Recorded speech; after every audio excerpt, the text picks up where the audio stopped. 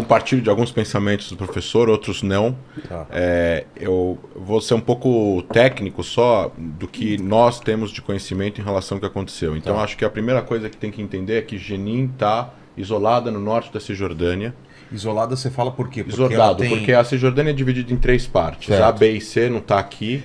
Vamos ver se a gente acha quiserem, o mapa. Coloca zona A, B e C, West Bank, vai aparecer. Aí. Jenin está no norte. Tem cantões. Uma separação de não terra. Física. Não. Não física? Não, mas as cidades palestinas são controladas pela autoridade palestina. Tá. B é a periferia das cidades.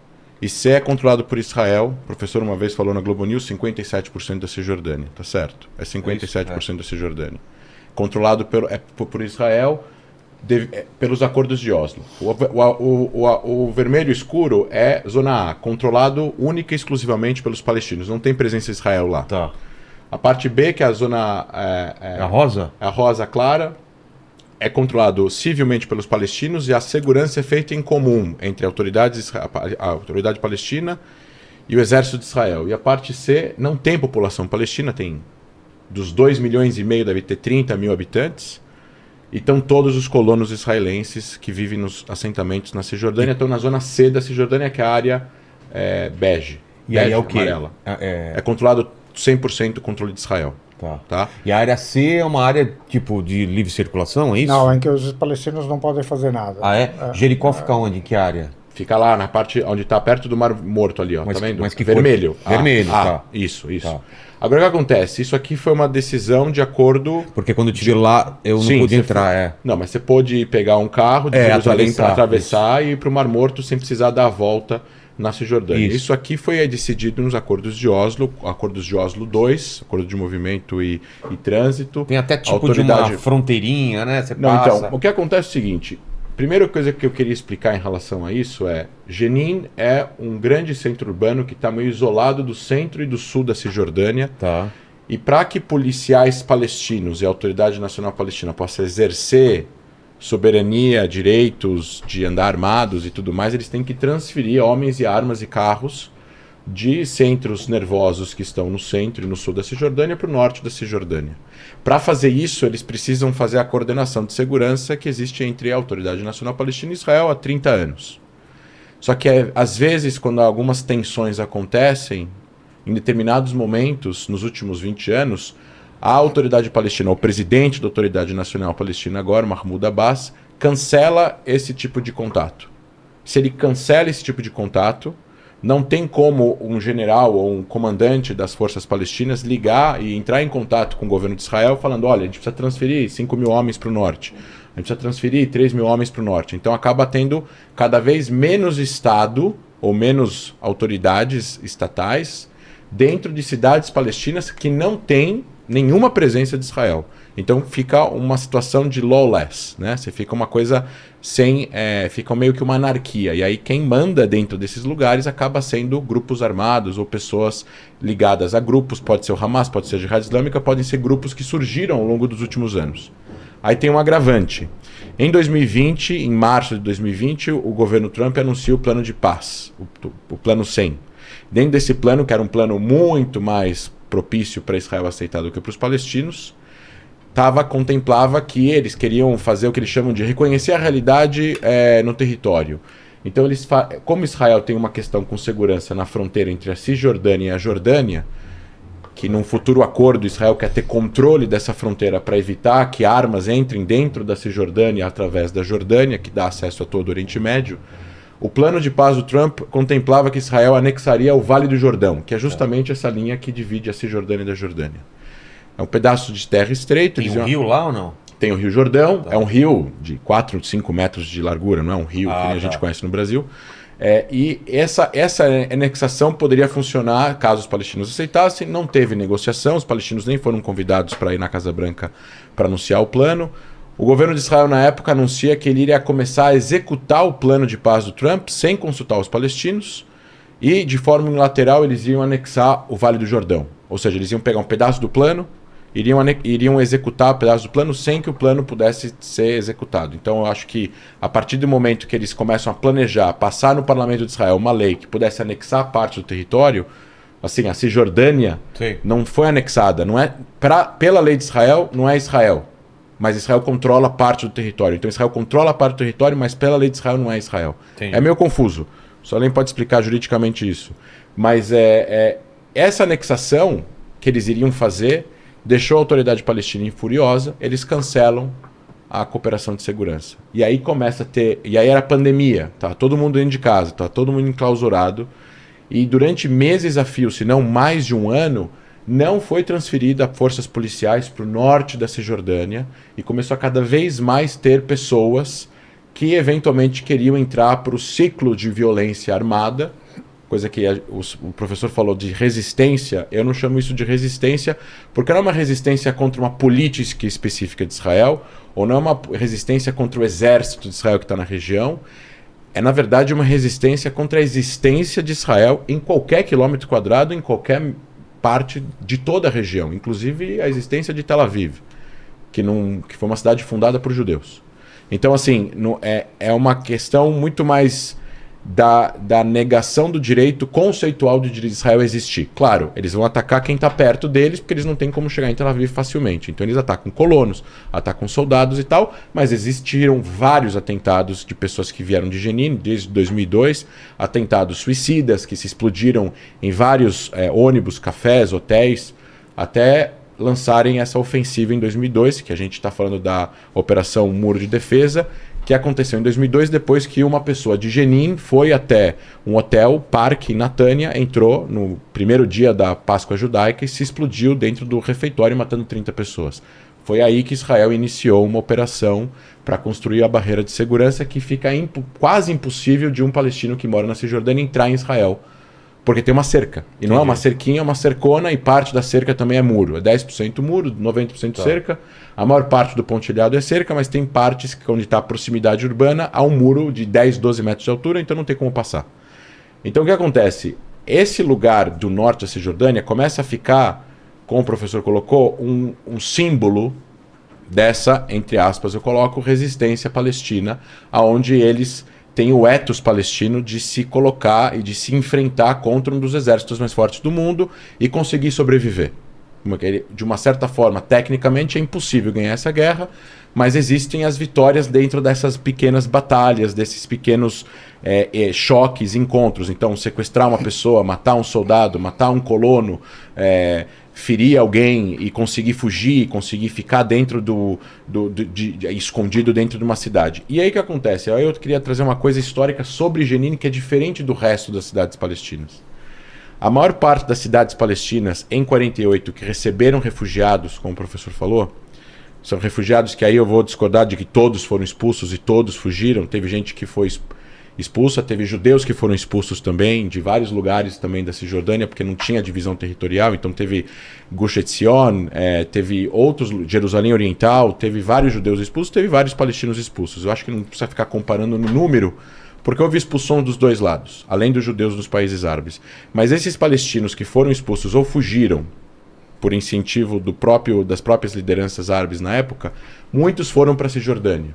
E esses que chegavam perto das cidades palestinas, onde a gente está olhando, Calquília, Nablus, Tulkarem, Ramallah, Jericó, Beit-Lehem, Hebron, essas cidades tinham grandes clãs já estabelecidos. Hamulot, grandes clãs, famílias importantes de milhares de membros. Então o que acontece? As famílias palestinas, que têm milhares de pessoas, é uma estrutura muito robusta, oleosa. Só que esses refugiados que chegaram com famílias mais destroçadas, porque um morreu, o outro ficou, o outro foi para outro lugar, eles não foram aceitos na sua totalidade dentro da sociedade de cada uma dessas cidades.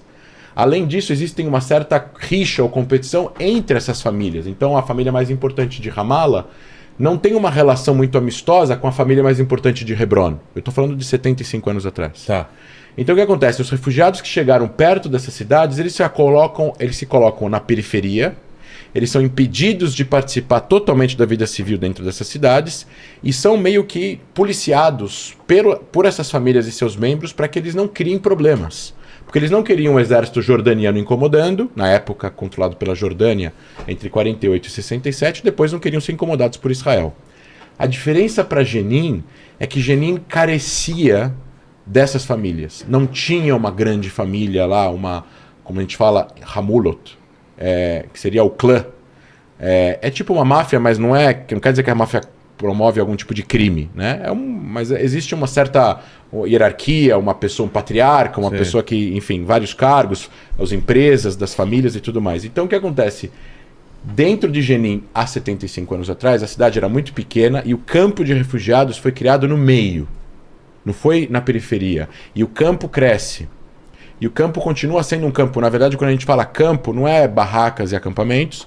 É uma cidade que tem ruas e edificações de concreto, mas é considerado ainda um campo de refugiados, até, de uma certa forma, até um pouco irônico de que ainda é um campo de refugiados, mesmo já estando dentro da Autoridade Nacional Palestina, que é o poder soberano, na teoria, na região, e é o governo palestino dentro da Palestina, controlado por palestinos. Então, na minha opinião, a partir de 95, depois que foi criada a Autoridade Nacional Palestina, não deveria mais existir campos de refugiados dentro dessas regiões, outras sim. E aí que está o problema, a falta desse controle dessas famílias, que poderiam evitar essa insurgência de jovens que não tem limites para entrar para o martírio, para receber likes no TikTok. A gente estava falando, a mídia israelense mostrava alguns anos atrás ataques a tiros de palestinos de Jenin que atiravam enquanto um amigo deles filmava e colocava no TikTok ao vivo. É uma certa competição entre outras facções palestinas, é uma questão de ganhar o respeito e a honra dos seus membros, para ver quem realmente atira mais, mata mais, etc. e tal, e tudo isso dentro de um contexto de insurgência dentro da Cisjordânia, onde existe uma autoridade palestina cada vez mais fraca, cada vez menos legítima, não tem eleições há 11 anos, eles controlam cidades, algumas mais, outras menos, o Hamas cada vez mais enfrentando a Autoridade Nacional Palestina no sentido de quem protege mais a causa palestina, quem ataca mais Israel. Muitos chamam a Autoridade Nacional Palestina de traidores, de comparsas de Israel, porque prendem radicais dentro da Cisjordânia e eventuais membros do Hamas, da Jihad Islâmica, já foram presos pela Autoridade Nacional Palestina, que tem acordos de segurança com Israel, e toda essa salada acabou gerando, a partir de 2020, no começo de 2022, diversos ataques.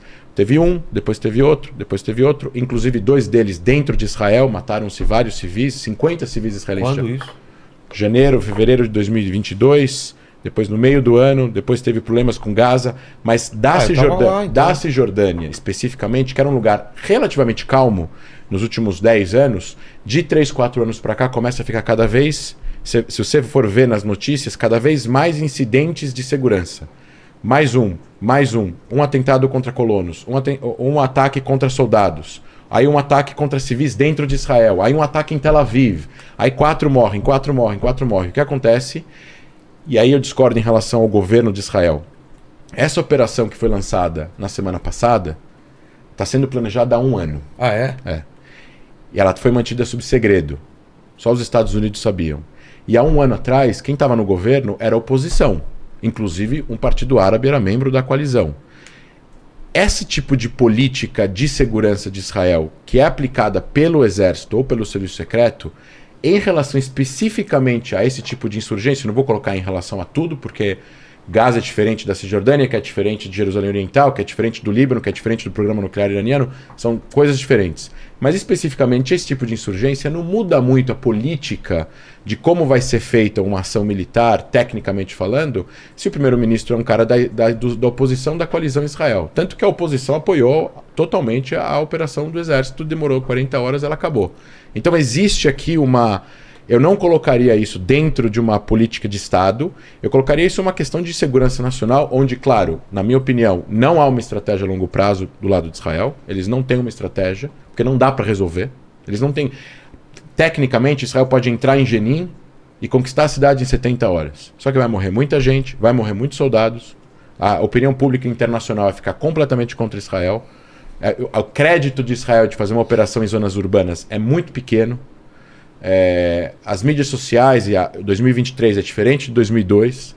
Então Israel, e obviamente tem um lado de Israel de qual é o resultado, qual é o endgame. Sim. Qual é o resultado disso? O resultado vai ser qual? Vai conseguir estabelecer uma dissuasão? Como é que você mede dissuasão? Você acha que a dissuasão vai ser aplicada em todos os jovens que estão lá com armas? O campo de refugiados de Jenin tem 11 mil pessoas e 5 mil armas. 5 mil. É uma arma para cada 2 pessoas. Então, a gente vê vídeos de jovens de 16 e 17 anos preparando morteiros, preparando armas. E isso não é só para atacar os soldados israelenses. Quando não estava o exército lá dentro, eles estavam planejando atacar civis israelenses, estavam planejando atacar, produzir foguetes também da Cisjordânia para jogar em Israel. Semana retrasada teve um lançamento de 2 foguetes da Cisjordânia que falharam, mas assim começou também do sul do Líbano, assim também começou de Gaza. Então, o que acontece? Há uma questão de segurança muito séria, onde não tem muito para onde Israel ir. No sentido de, por um lado, uma autoridade palestina que deveria poder exercer a soberania nesse lugar e não exerce, grupos radicais se radicalizando e se nutrindo com dinheiro da Jihad Islâmica, que por sua vez é enviada pelo Irã, ou Hamas promovendo prêmios para quem comete atentados, lobos solitários que querem revanche porque o primo morreu em uma outra ação, ou porque o pai morreu em uma outra ação, e é uma espiral de violência onde existe um pico, ações como essa, aí tem um atentado, hoje teve um atentado, né? Na verdade hoje não, há 3, 4 dias atrás teve um atentado, morreu um colono com uma pessoa que entrou dentro de uma colônia israelense. Como que foi? Ele entrou dentro de uma colônia israelense na Cisjordânia. Colônia é um assentamento. Um assentamento, tá. Ele entrou, é cercado, ele entrou e matou um colono israelense. Tá. Então assim, é uma situação onde eu vou terminar com essa minha parte, é uma situação onde especificamente Jenin tem um diagnóstico diferente do que tem a situação de segurança das outras cidades. Por isso que a gente não vê muita gente saindo de Ramala para cometer um atentado, ou de Jericó, ou de Belém, ou de Hebron, como a gente vê em Jenin. E aí o problema é a insurgência, a radicalização, a forma como eles estão se retroalimentando, a lavagem cerebral nesses jovens que não cresceram em um ambiente de processo de paz. Qual a responsabilidade da autoridade palestina em relação a isso? Qual a responsabilidade do sistema educacional em relação a isso? E aí eu concordo, existe aqui uma questão do ethos palestino da resistência e no caso de Israel como país que tem uma série de agências, organizações e pessoas, do que tem que ser feito para tentar de uma certa forma, às vezes em vão, de restabelecer uma dissuasão, onde essa dissuasão é muito subjetiva, para fazer com que o outro lado tenha medo de continuar planejando esses atentados ou esse tipo de rearmamento para atacar israelenses.